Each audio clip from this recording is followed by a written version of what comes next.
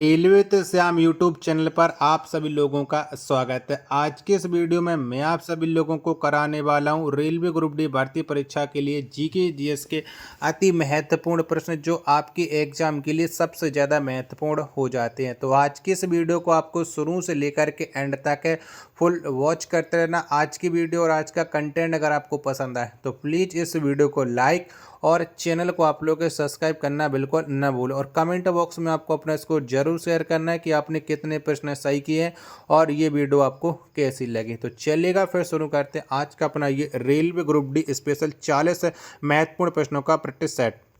तो पहला प्रश्न आ जाता है कि प्रोटीन बनाने के लिए कितने अमीनो अम्ल की आवश्यकता होती है। तो बताओ कितने अमीनो अम्लों की आवश्यकता होती है। पहले प्रश्न का राइट आंसर क्या हो जाएगा। तो 20 अमीनो अम्लों की आवश्यकता होती है।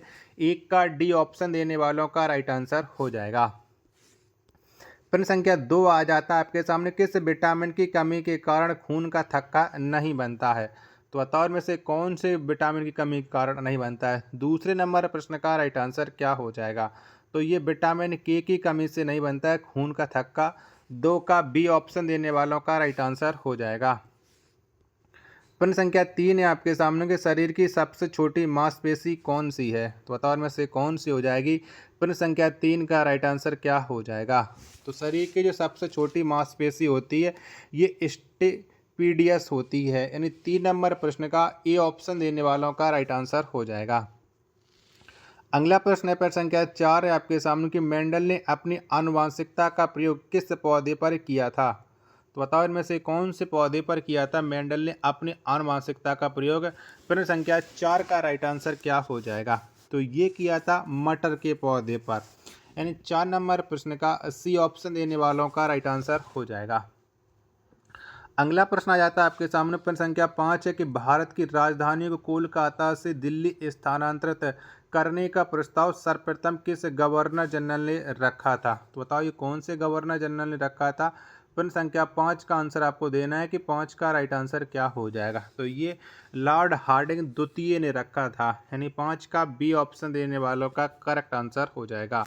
वीडियो पसंद आए तो वीडियो को लाइक और ना पसंद आए तो डिसलाइक कमेंट बॉक्स में अपनी राय जरूर बता देना कि वीडियो इस वजह से मुझे पसंद नहीं आ रही है।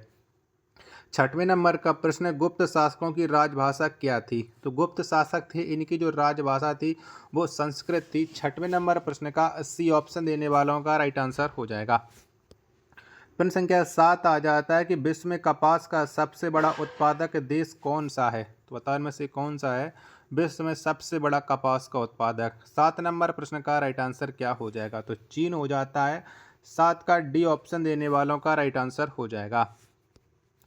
अगला प्रश्न आ जाता है प्रश्न संख्या 8 है कि भूकंप को किस यंत्र से मापा जाता है। तो बताओ हम कौन से यंत्र से भूकंप को मापते हैं। 8 नंबर प्रश्न का राइट आंसर क्या हो जाएगा। तो सिस्मोग्राफ से भूकंप को मापा जाता है। 8 का बी ऑप्शन देने वालों का राइट आंसर हो जाएगा। नेक्स्ट प्रश्न प्रश्न संख्या 9 आ जाता है कि चैतन्य स्वामी का जन्म किस राज्य में हुआ था। तो बताओ इनमें से कौन से राज्य में चैतन्य स्वामी हैं इनका जन्म हुआ था। 9 नंबर प्रश्न का राइट आंसर क्या हो जाएगा। 9 के चारों ऑप्शन आपकी स्क्रीन पर शो हो रहे हैं। तो ये पश्चिम बंगाल में हुआ था चैतन्य स्वामी का जन्म। 9 का ए ऑप्शन देने वालों का करेक्ट आंसर हो जाएगा।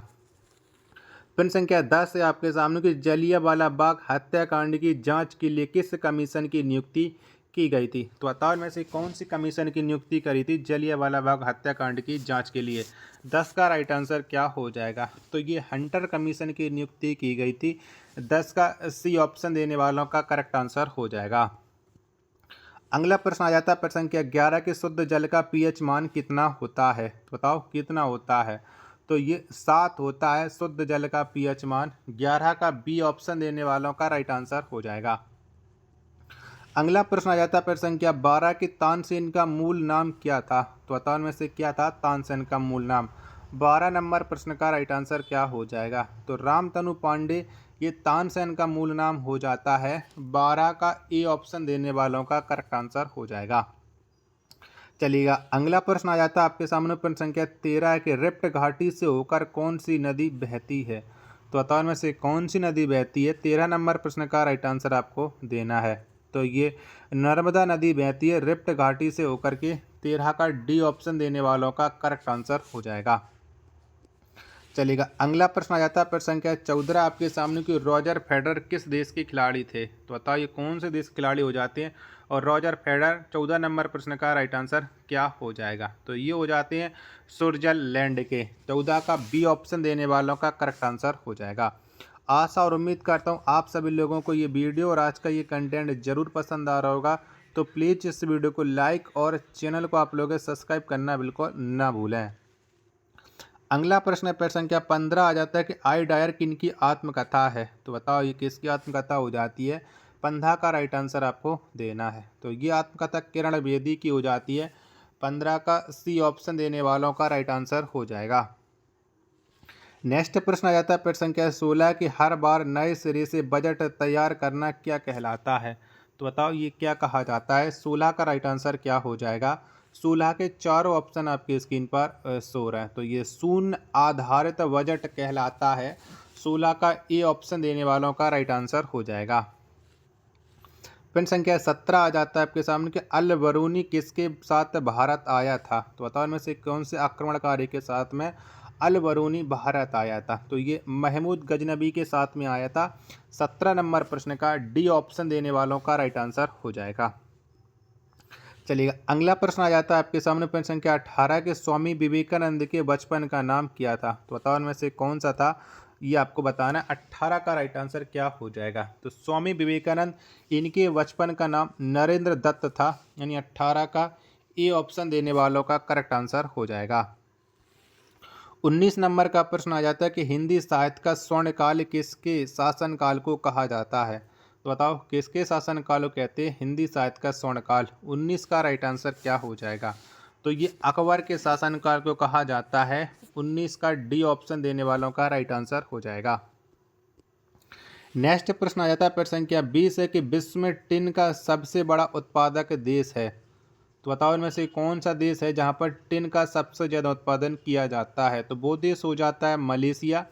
20 का सी ऑप्शन देने वालों का राइट आंसर हो जाएगा। अगला प्रश्न प्रश्न संख्या 21 आ जाता है कि शेर शाह का मूल नाम क्या था। तो बताओ इनमें से क्या था।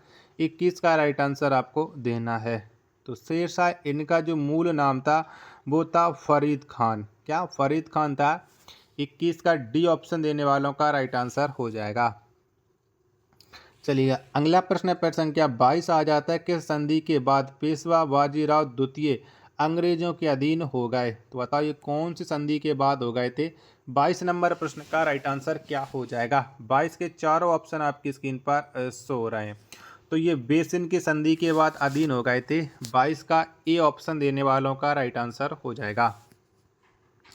चलिएगा, अगला प्रश्न आ जाता है प्रश्न संख्या 23 है कि पृथ्वी का बाहरी भाग क्या कहलाता है। तो बताओ क्या कहते हैं पृथ्वी के बाहरी भाग को। 23 नंबर प्रश्न का राइट आंसर क्या हो जाएगा। तो इसे कहा जाता है क्रस्ट। 23 का बी ऑप्शन देने वालों का राइट आंसर हो जाएगा। अगला प्रश्न प्रश्न संख्या 24 आ जाता है कि जर्मनी और पोलैंड के बीच की सीमा रेखा क्या कहलाती है। तो बताओ क्या कहती हैं।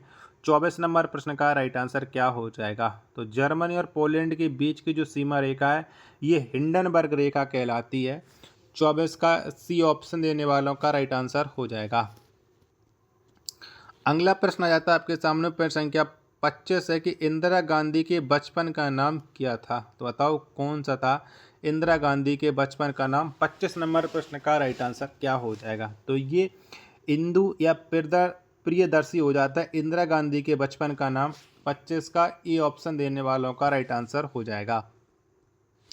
26 नंबर का प्रश्न है आपके सामने की जनसंख्या का महाविभाजक वर्ष कहलाता है। तो बताओ इनमें से क्या कहलाता है। तो ये 1921 हो जाता है जनसंख्या का महाविभाजक वर्ष।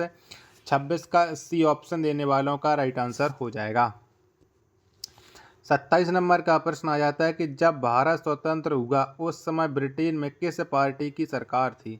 तो बताओ कौन सी पार्टी की सरकार थी। 27 का राइट आंसर क्या हो जाएगा। तो जब भारत स्वतंत्र हुआ उस समय ब्रिटेन में लेबर पार्टी की सरकार थी। 27 का ए ऑप्शन देने वालों का राइट आंसर हो जाएगा। 28 नंबर का प्रश्न आ जाता है कि बिरला मेमोरियल कहाँ स्थित है। तो बताओ कौन से राज्य में ये बिरला मेमोरियल स्थित हो जाता है। 28 नंबर प्रश्न का राइट आंसर आपको देना है। तो ये कोलकाता में स्थित हो जाता है। 28 का डी ऑप्शन देने वालों का करेक्ट आंसर हो जाएगा। आशा और उम्मीद करता हूँ आज की वीडियो और आज का कंटेंट आपको ज़रूर पसंद आ रहा होगा, तो प्लीज़ इस वीडियो को आप अपने सभी दोस्तों के पास से ज़्यादा शेयर कर दीजिएगा। नेक्स्ट प्रश्न है प्रश्न संख्या 29 है कि नगीना मस्जिद कहाँ स्थित है। तो बताओ ये कहाँ पर स्थित है नगीना मस्जिद। तो ये आगरा में स्थित हो जाती है नगीना मस्जिद। 29 का बी ऑप्शन देने वालों का राइट आंसर हो जाएगा। प्रश्न संख्या 30 है आपके सामने कि विद्युत रेखा जब सूर्य की किरणों जब विषुवत रेखा पर जब सूर्य की किरणें लंबवत पड़ती हैं तो उसे क्या कहती हैं। तो बताओ उसे हम क्या कहते हैं। 30 नंबर प्रश्न का राइट आंसर क्या हो जाएगा। तो उसे इक्विनॉक्स कहती हैं। 30 का बी ऑप्शन देने वालों का राइट आंसर हो जाएगा। प्रश्न संख्या 31 आ जाता है कि DCM ट्रॉफी का संबंध किस खेल से है। तो बताओ इनमें से कौन से खेल से ये DCM ट्रॉफी संबंध रखती है। 31 का राइट आंसर क्या हो जाएगा। तो फुटबॉल से हो जाता है। 31 का सी ऑप्शन देने वालों का राइट आंसर हो जाएगा। प्रश्न संख्या 32 है आपके सामने की मुद्रास्फीति की दर में गिरावट से वस्तुओं के मूल्य पर क्या प्रभाव पड़ता है। तो बताओ मुद्रास्फीति की दर से क्या प्रभाव पड़ता है। 32 का राइट आंसर आपको देना है। तो मूल्य पर ये घटता है। 32 का बी ऑप्शन देने वालों का राइट आंसर हो जाएगा। 33 नंबर का प्रश्न आ जाता है कि भारत सरकार अधिनियम 1935 किसके द्वारा पारित किया गया। तो बताओ ये किसके द्वारा पारित किया गया था। तो भारत सरकार अधिनियम 1935 जो पारित किया गया था वो ब्रिटिश संसद के द्वारा पारित किया गया था। 33 का ए ऑप्शन देने वालों का राइट आंसर हो जाएगा। 34 नंबर का प्रश्न आ जाता है आपके सामने कि शाहजहां के बचपन का नाम क्या था। तो बताओ इनमें से कौन सा था। तो शाहजहां इनके जो बचपन का नाम था खुर्रम था। 34 का सी ऑप्शन देने वालों का करेक्ट आंसर हो जाएगा। अगला प्रश्न आ जाता है प्रश्न संख्या 35 है कि विष्णुगुप्त के नाम से कौन जाने जाते हैं। तो बताओ इनमें से कौन जाने जाते हैं। 35 का राइट आंसर क्या हो जाएगा। तो चाणक्य ये विष्णुगुप्त के नाम से जाने जाते हैं। 35 का ए ऑप्शन देने वालों का राइट आंसर हो जाएगा। चलिएगा अगला प्रश्न आ जाता है प्रश्न संख्या 36 है कि रंगास्वामी कप का संबंध किस खेल से है। तो बताओ में से कौन से खेल से ये रंगास्वामी कप संबंध रखता है। 36 नंबर प्रश्न का राइट आंसर क्या हो जाएगा। तो इसका संबंध हो जाता है हॉकी से। 36 का सी ऑप्शन देने वालों का राइट आंसर हो जाएगा। 37 नंबर का प्रश्न है कि बाबर का मूल नाम क्या था। तो बताओ में से कौन सा था। 37 का आंसर आपको देना है। तो बाबर इनका जो मूल नाम था वो जहीरुद्दीन था। क्या जहीरुद्दीन। 37 का ए ऑप्शन देने वालों का राइट आंसर हो जाएगा। 38 नंबर प्रश्न आ जाता है आपके सामने गोसाई दत्त के नाम से कौन जाने जाते थे। तो बताओ इनमें से कौन फेमस थे गोसाई दत्त के नाम से। 38 का राइट आंसर क्या हो जाएगा। तो ये सुमित्रा नंदन पंत थे गोसाई दत्त के नाम से फेमस। 38 का सी ऑप्शन देने वालों का राइट आंसर हो जाएगा। प्रश्न संख्या 39 आ जाता है कि प्रसिद्ध नाटक अंधेर नगरी के लेखक कौन थे। तो बताओ इनमें से ये नाटक किसके द्वारा लिखा गया अंधेर नगरी। 39 नंबर प्रश्न का राइट आंसर क्या हो जाएगा। तो इस नाटक को जो लिखा है वो भारतेंदु हरिश्चंद्र के द्वारा लिखा गया है अंधेर नगरी। 39 का ए ऑप्शन देने वालों का राइट आंसर हो जाएगा। प्रश्न संख्या 40 और अंतिम प्रश्न आ जाता है आज के सेट का कि बीरबल का मूल नाम क्या था। तो बताओ कौन सा था बीरबल का मूल नाम। 40 नंबर प्रश्न का राइट आंसर क्या था। तो महेश दास ये बीरबल का मूल नाम हो जाता है। 40 का बी ऑप्शन देने वालों का राइट आंसर हो जाएगा। आशा और उम्मीद करता हूँ आज की वीडियो और आज का ये कंटेंट आपको पसंद आया होगा। तो प्लीज़ वीडियो को लाइक और चैनल को सब्सक्राइब करना बिल्कुल ना भूलें। मिलते हैं नेक्स्ट वीडियो के साथ। तब तक के लिए धन्यवाद। जय हिंद, वंदे मातरम।